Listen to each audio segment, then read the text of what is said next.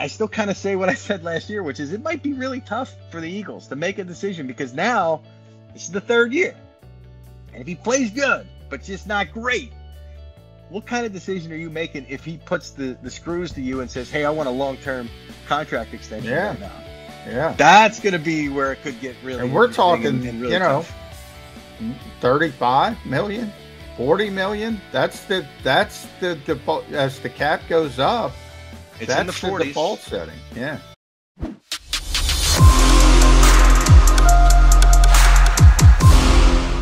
Yes, we got you, there he is. I got Hello, three Mr. different. Garafolo. How are you? I'm good. I got like 3 different devices open here. I guess it's going to be. Boy. I guess it's going to be the phone, so I can get rid of There these. you go. I don't know You if look good, buddy. Let's straighten it out here. The Hold on. phone. Your phone looks good. That's good video. You're always All right, good. good. Experience. There we go. Yeah. There's experience on the fly. Mike Garafolo. Well done. Well done. Yeah, buddy. the laptop wasn't cooperating. I downloaded 3 different browsers. None of them worked, so we're on the phone. There we go. The phone is God good. bless you. All right, jump in here. What John and I were talking about before we got you punched up. Where did you think Baker Mayfield was going? More so, Carolina or Seattle? Those were the 2 most quarterback needy teams. It ends up being the Panthers rather than the Seahawks. Is that where you thought he was going, or do you think he was going north? No, I thought that was pretty much where he was going to end up. I had advocated the whole time that he should probably swallow his pride and return to Cleveland, because I'd rather be the unquestioned starter of the Cleveland Browns and that offense, a system rather than go compete for a job with the Panthers, who have a lot of question marks. And I know a lot of folks think it's just a matter of time before Matt Rule is out of there. So you've got all these questions that are happening there, versus you go back to a place with a really good offensive line, a good running game, targets that are really good. Everybody, but I gather that it was just done. It just got to the point where both sides, as Mayfield himself said recently, both sides were ready to move on. The other thing, if he had gone back there, the knock on him, for better or worse, fair or not, is that he's an immature guy. Yeah. What better way to show maturity than, hey, I can put all this aside. This team wronged me. This team went out and got a guy who's got all kinds of off-field stuff. I've done nothing but good work off the field since I've gotten to the league. I haven't been a distraction, even though that's kind of what his reputation was coming into the league. Haven't had any of that. I've been really good. I played hurt. I understand all that stuff. Why you're upset. Suppose you were able to kind of put that aside, go back to a team that's going to need a quarterback for as long as Deshaun Watson is sidelined, and go play well. I think that was his best chance to set himself up for the future. I don't know about this situation in Carolina. I have a lot of questions about it. I don't think it's going to work well for him in the long run. But pride got the best of him. I understand it, and now he's in Carolina. Well, before we get to the Carolina side of things, Mike, as you mentioned, it's supposed to be an open quarterback competition. You never want to bring in a quarterback this late, so you would think Sam Darnold will have a chance to sort of bend him off. But from Cleveland's perspective, do you think they were open-minded to that, saying, okay, we got this good roster. We now have all these expectations, and we bring in Deshaun Watson. It's probably going to be suspended. Who knows how long? Do you think they would have been open to that idea of trying to mend the fences? Because they didn't look like they were, bending over backwards to do it either. No, not lately, but early on, that was the plan or the hope. I mean, they knew early on that there was a potential that they were going to need a backup quarterback to come in and play for an extended period of time.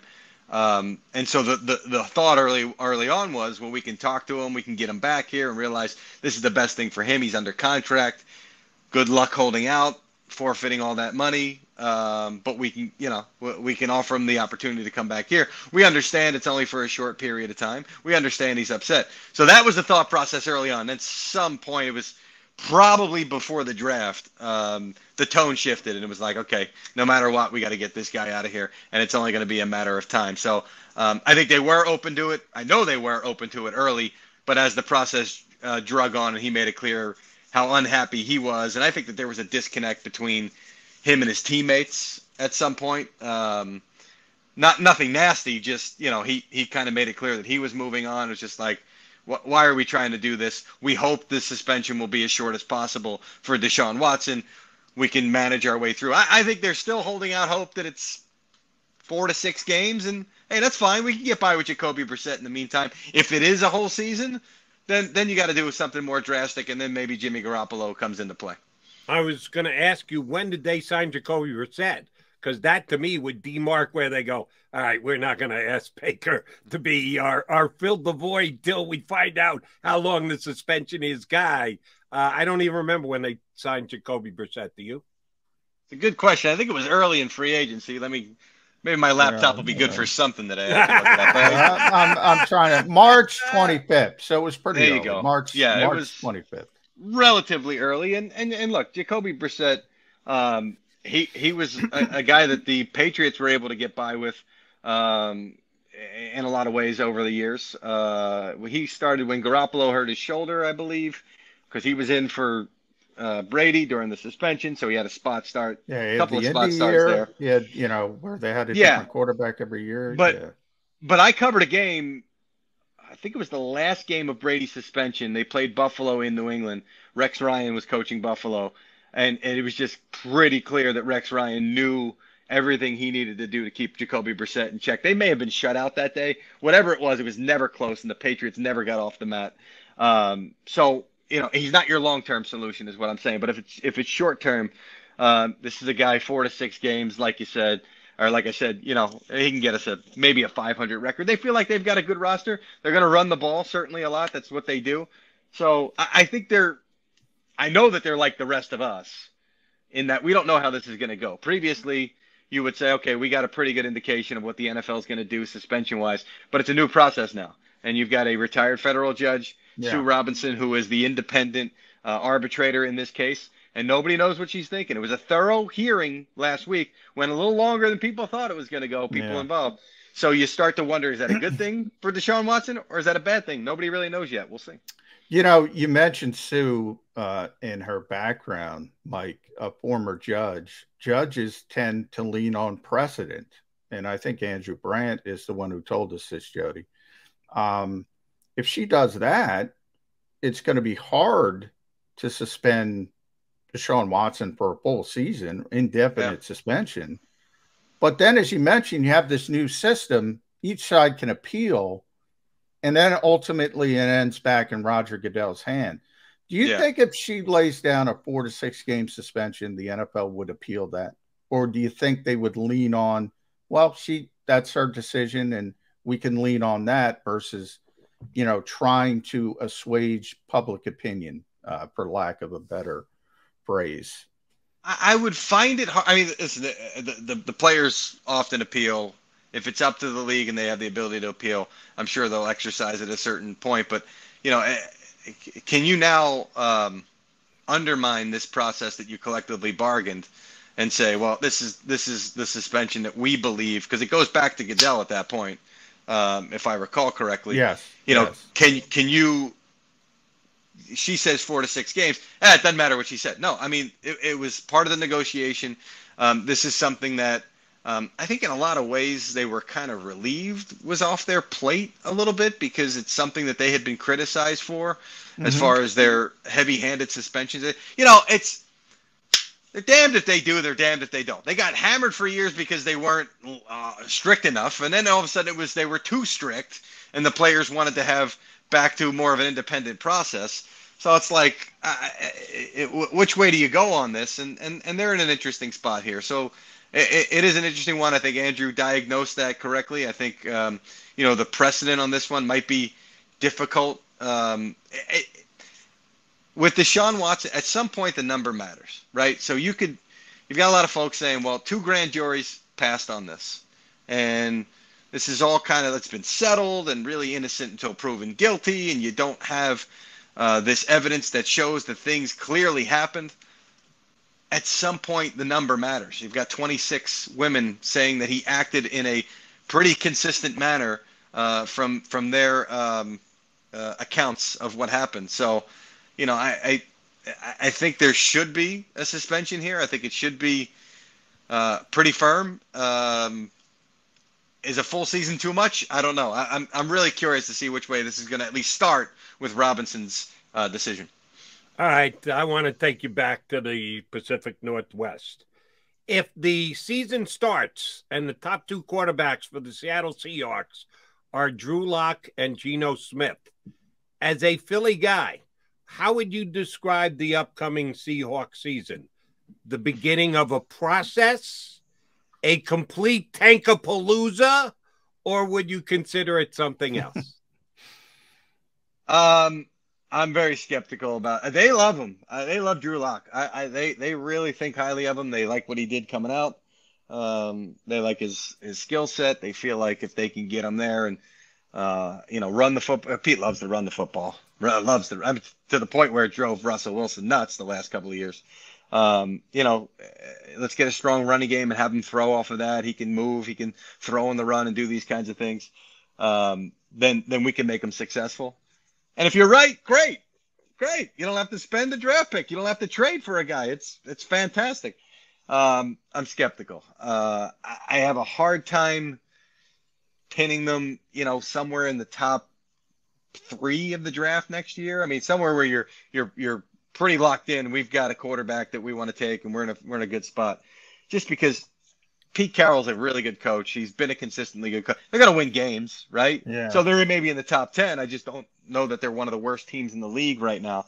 But yeah, I think it's the start of a process for them. I think it's the start of some kind of rebuild. I'm shocked because coming into the offseason, and Pete said this himself at the Combine, hey, we don't plan on trading Russell Wilson. And boy, they really threw it on him. And their statements and everything that they've said since is he made it clear he wanted out of here. And it's just like, what are we going to do? We're not going to hold this guy hostage here. We got to let him go. But I'm shocked that he's starting over at his age. I know he's very young for his age. He's got that energy, all that stuff. Very shocked that he is starting over at this point in his career with a new quarterback who may not even be in the building right now. Yeah. My hunch is that's where we're going. Well, next year, Seattle, some way, somehow, is finding a quarterback. Mike, if you're KJ Wright, you're Team Geno all day, baby. Jody's talking about Drew Lock, Team Geno Smith. Do you really think that that's going to be an open competition with Geno Smith, given the opportunity to beat out Drew Lock, or is that organization, as you mentioned, they really, really like Drew Lock? I mean, same thing in Carolina, by the way, because I want to get to that to you with Sam Darnold versus Baker Mayfield, because this is late in the process to bring in a quarterback. Typically, all right, offseason work is scaled back. Nobody knows that more than people in Philadelphia, where the Eagles barely do anything. So, but you always want the quarterback around. You want the quarterback in place. That's really, really late for a quarterback to come in and learn a new system. So do you think in both those cities there's going to be an open quarterback competition? Yes. I handicap it. I give Drew Lock and Baker Mayfield the advantage in both spots there. It's the Carolina one is interesting, though, because a lot of times the money will dictate what happens, right? If we spent a lot of money on this guy, which the Panthers did with Sam Darnold by locking in for $18.8 million. But Baker Mayfield's making about, like, all in, Baker Mayfield's making about the same. But it's weird because a lot of that money, most of the money is coming from Cleveland. Yeah, so you could say, well, yeah, salary-wise, these guys stack up, but we're paying more to Sam Darnold. But I think they'd love Darnold to beat him out and just like, we can't keep this guy on the bench. Boy, he's had a great spring. They're already starting with that. I've heard it. Oh, he's had a great spring here. Yeah, great. yeah. We don't play football in the spring. We play it in the fall. I think they would love it if the light came on. I also think this. I think they're embracing the fact that it's going to be uncomfortable for both guys. These are two guys who've been basically competing against each other since they were draft picks 1 and 3 in 2018. Yeah.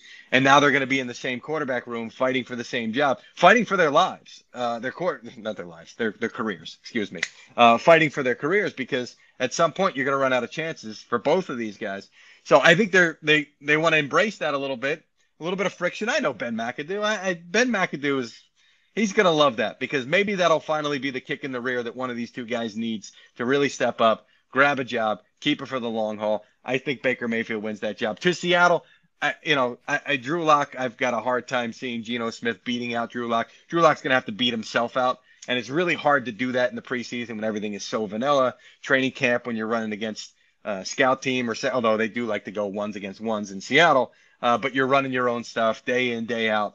It's Drew Lock and Baker Mayfield week 1 for those teams. And another reason why I thought Seattle was the more likely place where Baker Mayfield could end up was now there's one quarterback left who's been a starter, has had a modicum of success in the league, who you would think would be available, and that's Jimmy Garafolo, who can getting very close to being able to throw with the offseason surgery he had to have on his shoulder. You don't see San Francisco trading him in division to Seattle, do you? No, I always believed that Seattle, even they, and you know better than me, Mike, we do. We like Drew Lock. Drew Lock is a guy. We would have drafted Drew Lock, blah, blah, all that stuff. I didn't. Yeah. I think that it's them just saying the right thing. I don't see how they could actually believe that. So I believe they were going to be in the market for a quarterback, but it can't be Garoppolo. San Francisco wouldn't trade him and then watch Garoppolo beat him twice this year, would they? Well, right. Then you make them a legit team. I think right now, we've got serious questions about Seattle in large part because of the quarterback position. Now all of a sudden you put a guy that's a proven winner that's not going to kill you, that's really going to make sure that you're raising the level of what you're doing around everybody. Not only do you make them a competitive team in the division, they still don't win the division, obviously. I think you've got the Rams and the 49ers and then even the Cardinals. But now it's a team that you've got to contend with. You're right, twice this upcoming season. And who knows? Maybe they sneak in and they're a playoff team or something like that. I mean, it's very possible you do that. So, yeah, I got a hard time believing that that's going to be the case. We've seen it before. I mean, McNabb got dealt with in the division. I understand there was special circumstances. It was an organization and Andy Reid wanting to do right by the guy. You may have a little bit of that with Jimmy Garoppolo, but he certainly hasn't been there as long as McNabb was with the Eagles. So I've got a hard time seeing that happening. I think Cleveland he's got to hope for a long suspension for Watson. And if there is one, then that clears the runway for Jimmy Garoppolo to Cleveland. But like we talked about earlier, if it's only 4 to 6 games, Cleveland's not going to extend itself. They picked up $8 million off of this Baker Mayfield trade, right? $8 million in cash and cap space, which they may need for a quarterback. Garoppolo's making 25, so there's still going to have to be a bridge there. Maybe San Francisco's going to have to eat half of that contract, kind of like Cleveland did with Baker Mayfield. And then let's say it's 12 and a half and you're getting that 8 back. We just spend an extra 4. We got ourselves. It's doable. But again, I think they're sitting back waiting to see what happens with Deshaun Watson. I'll add this on Garoppolo. I was told he just saw Neil Elitrash, the doctor who performed his shoulder surgery. Everything is on track for him to be throwing as scheduled when he first had the surgery. So that's a good sign and a good thing for Jimmy Garoppolo as he wants to make a trade happen here. All right, Mike, let's bring it back home. The expectations in Philadelphia are through the roof, man. They keep going up and up and up. And Howie's done a great job building this roster, really has. But hey, it all depends on the quarterback. And you just mentioned watching Jacoby Brissett. And I don't want to compare because I think Jalen Hurts has a bigger upside than Jacoby Brissett. But you recognize at a point that, all right, this guy can win some games, play some games, but he's not your long-term answer. What do you see when you look at Jalen Hurts? What do you think the ceiling is? I think we've seen the floor. He's a good football player. He was a Pro Bowl alternate last year. The team made the playoffs. But what's the ceiling? The ceiling is I don't see a guy that can really move things. I don't see a guy that can really read things from a passing standpoint, throwing from the pocket that you need to do in this league. And when you talk to people, you say, can that be learned? Can that just boom, because I think he's going to improve in that area. He's a hardworking guy. I think he handled everything that was thrown at him with the Carson Wentz situation, which made it uncomfortable. Then he gets the starting job, and Deshaun Watson is hovering over his head and being asked about that for an entire offseason. Hey, this guy's not going to be the guy at this point next year. Well, here we are, and here he is. So I think he's done a great job of handling. He's got so many tools that you need to be successful in the NFL. You have that. Can the light come on? Can you improve enough in that area of, all right, I see what they're doing to me? Like I talked about earlier, we don't want to compare him to Jacoby Brissett, but Yeah. I go back to that game that I talked about where Rex Ryan, okay, we got enough film on this guy. We've got enough answers. We got enough things to make him uncomfortable. He's not going to be able to do what he needs to do to throw the football to be successful as a quarterback and to be successful as an offense. You're going to see a little of that because there's tape out on him now, and you can see what made him uncomfortable. Now, he's still going to be able to get out of stuff the way he was last year. I think New Orleans went into that game saying, boy, we are really comfortable. Dennis Allen and his scheme, we can't wait to unveil some stuff that we learned from the year before, having seen him. Well, yeah, but then he all of a sudden is juking guys in the open field, and there's no game plan for that. So there's still going to be enough of that he'll be successful. I still kind of say what I said last year, which is it might be really tough for the Eagles to make a decision because now this is the third year. And if he plays good, but just not great, what kind of decision are you making if he puts the screws to you and says, hey, I want a long-term contract extension right now? Yeah. That's going to be where it could get really and we're talking, and really tough. 35 million, 40 million. That's the as the cap goes up, it's in the 40s. The default setting. Yeah. It's in the 40s. I mean, if Kyler Murray's going to sign a deal, and Kyler Murray certainly has shown you more than Jalen Hurts has, although I still have questions about Kyler Murray and his ability to be successful at this level. But he's shown you more. So he's in that 40 range. You know, if you had to do a deal for Jalen Hurts right now, he's certainly not in the 40 range, but he could get himself up there. Again, if he improves in those areas that we're talking about with the ability to read things, see things, and dictate things, right? You know, I see what you're doing. But I'm going to be able to manipulate things with my eyes, with my head, with whatever I have to do, and I can throw that football from the pocket. We'll see. Yeah, and I think I'm one of those few trying to fit the laser in there. I think he's going to be back on his fourth year, his rookie year of his deal. I don't think they're going to do an extension. I don't think they're going to go out and get another quarterback. I don't know that they're necessarily going to be in position to draft one of the top two QBs in the draft. So I think it's going to be Jalen Hurts back on the last year of his deal and us using the phrase franchise tag a lot after the season is over and done with. Well, but the tag wouldn't come into play for 2 more years. It's just a question of, are you committing to this guy?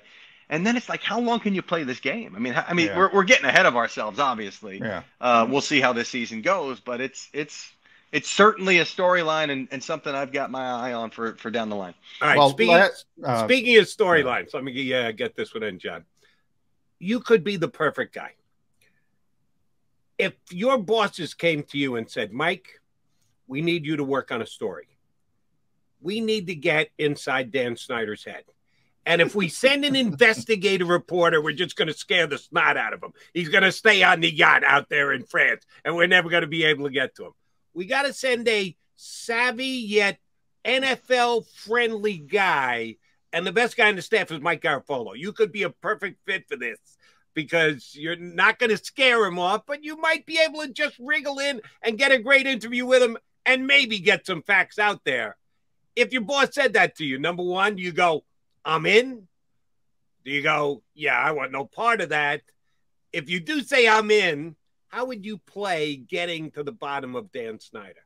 Oh, yeah. I mean, I'm in. I'm going to accept. I mean, listen, if my boss tells me we can do this, I need to be clear. Like, are there any restrictions here? Is it something that Dan Snyder would want out of anybody? Or is that something, hey, it's an NFL Network interview? I mean, listen, he's 132nd my boss, right? I understand that part of it. So I need to make sure that, I mean, I'm in I'm still a trained journalist and somebody who wants to get to the truth here. You know, the tone of his statements and the statements of him and his wife via their firm that they've hired, their publicity firm to kind of handle a lot of this stuff is, you know, the Washington Post keeps coming with information and they're ignoring what we've done in the last 2 years. Okay, well, the last 2 years because you acknowledged that the culture was not good enough before that. That doesn't mean that like everything is forgotten and forgiven. This is still stuff that you have to answer for, whether it's Congress or whoever's that's asking you the questions. So I appreciate what they've done since then and what they've tried to do. That's great. But is it being done because you genuinely believe that this is something that needed to be done? Or is it being done because, well, this'll stop people from asking the questions. That's not how it works. And we need to learn from our mistakes as a society, as a football organization, as media members. Everybody has to learn from their mistakes and grow from these mistakes. So hopefully there's growth there. I mean, that's kind of, I understand all that, but that's the question, is you don't really believe that everything you've done for the last couple of years here just erases everything that happened before, and then all of a sudden you could just, everybody else to turn a blind eye to that. That needs to be answered for. That's the way I would tag it. At Mike Garafolo on Twitter. Follow Mike there. You can even get a cameo I see up on your Twitter page, cameo.com/ Mike. You know what Garafolo. I love doing? Because I'm a fantasy football player and have been for years. Folks will ask me to pick the draft order for their league, which is an honor. One time I picked one last year, and the woman called me out on Instagram. She's like, I can't believe this guy did this. I should have put random. I didn't do it on purpose. I put random names in a hat. I always pick, if there's 12 teams, I'll go 12-1. And she was the first name I pulled out. And I replied to her, ha, ha, ha. And she was dead serious. She was like, I can't believe you.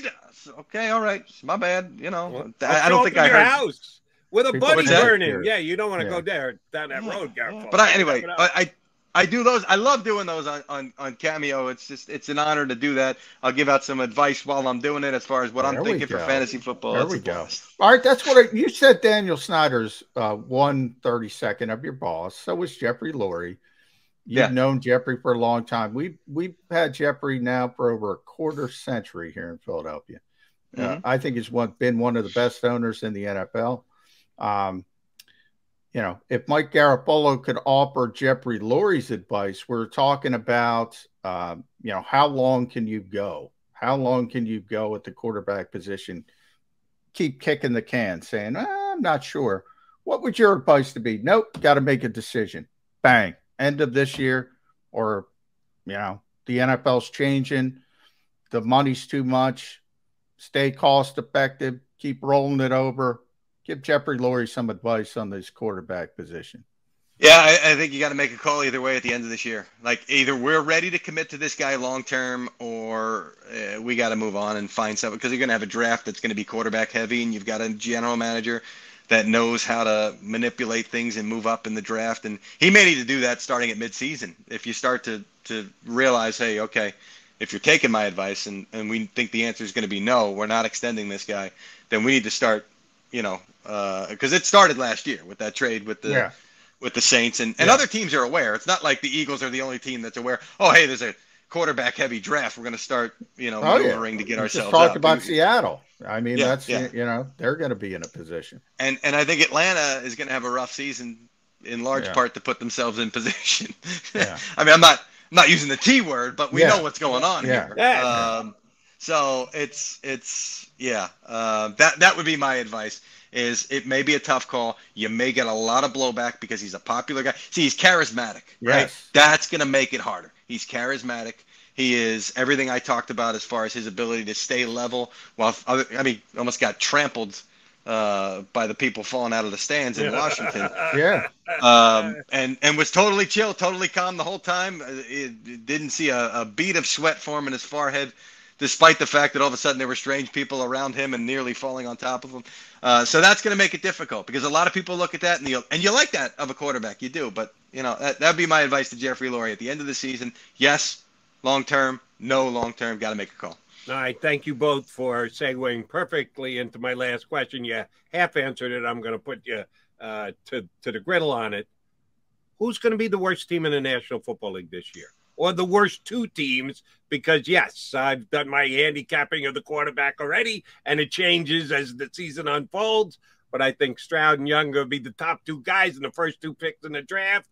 Who's going to be the worst? Who are the Eagles going to be? Who are they going to have to be talking to if they do want to get one of those top two guys to move up? Are they both just quarterback desperate teams and then they don't have a shot right now? And I know a ton of it has to do with injuries, Mike, so it's a kind of an unfair question, but crystal ball for me. Who are the two worst teams? I actually I like answering this one. I'm good with it. Houston's in the mix. Atlanta's in the mix. Chicago. Now, the problem with Chicago is they actually do have a decent schedule. I've looked at their schedule. But it's a new general manager, it's a new head coach, and it's a quarterback that we have questions about. And, I know there's blowback now if you say, oh, the Bears haven't done enough, haven't put enough around Justin Fields, and the Bears fans, they haven't. They haven't put enough around Justin Fields. Okay. And I'm not sold on a lot of parts of their roster. And frankly, when you get a new GM in, he wants his own guys. And that makes it difficult to kind of build in the short term because, hey, he's got a long-term vision. So I am projecting pain for the Chicago Bears. All right. So then this will be, I thought that was going to be our last question. This one's going to be instead. If you're right, which it could very well be, I'm a big Justin Fields fan. I think the kid, I thought he was a stud coming out. I still think he's a stud. I agree wholeheartedly with you. The Bears have done not near enough, unlike the Eagles who go out and get A.J. Brown to give Jalen Hurts a shot. Bears have done none of that for Fields in Chicago. If they do stink and finish with one of the first two records, they're not taking a quarterback, are they? Or do they retain Fields 2 years in? No, they might. I think they do. I think they do. Yeah. You think they're going to take quarterback if they got second? They're going to draft. When you just see it over and over. Right, then I'll trade for Justin Fields if I'm the Eagles. You want to give me Justin Fields for a third-round pick? Done. But then you got a guy who's similar to what you've got, which is the questions about him. Hey, can he read it? Can he see it? Can he manipulate it? He's got the ability. There's no question about that. So you kind of got him already in Jalen. Yeah. I think you got a better version. All right, but let me follow up with this question then. Do you feel that way about Trevor Lawrence? Do I feel which way? Justin Fields and Trevor Lawrence. Both of them last year had the same season. Do you say you got questions about Trevor Lawrence? No, I love Trevor Lawrence. I love Trevor. I love Trevor. And I think Doug knows him.